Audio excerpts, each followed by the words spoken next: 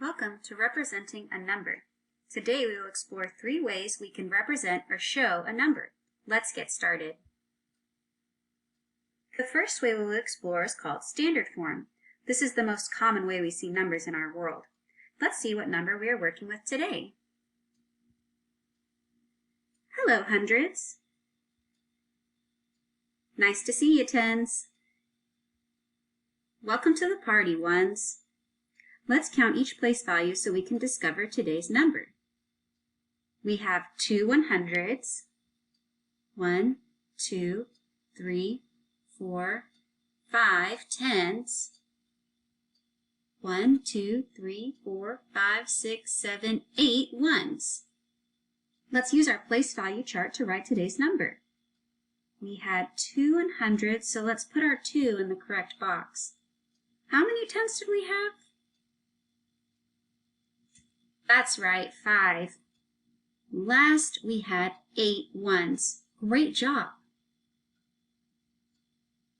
Now let's look at our second way to represent a number, word form. Word form means that we will spell or use words to describe our number. Ready? Using the word bank below, let's find the correct words that match our number. What is the first number we say? That's right, 2. We read numbers like we read stories, from left to right. What's next? Great job. The 100s place value says its name before moving on. What comes next? Fantastic. 5 10s is 50. I bet you can guess the final number. Marvelous. The last number is 8. You must be a math magician. Let's check out our final way to share numbers.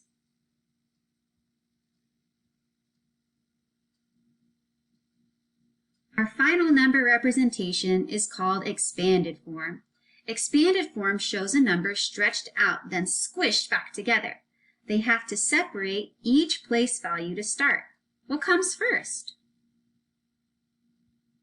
That's right, 200, because we read numbers like we read words, from left to right. What's next? 50, good job. And last? 8 sounds great. Now you may be wondering, why are there addition signs or plus symbols between our numbers? We put them there so we can remember their place and remember that we're going to put our number back together. We have 200, 50, and 8, which makes 258. To wrap it all up, let's look at all the ways we just explored learning about and representing numbers. We learned about standard form, where we show numbers by writing them out.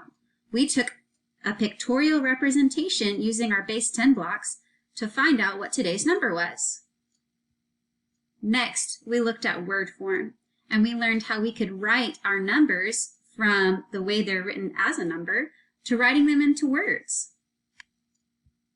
And last, we looked at expanded form. That's when we stretch our number out and then we smush it back together so that we can see the individual parts and how they work together to make a whole. Great job today, learners. We'll see you next time.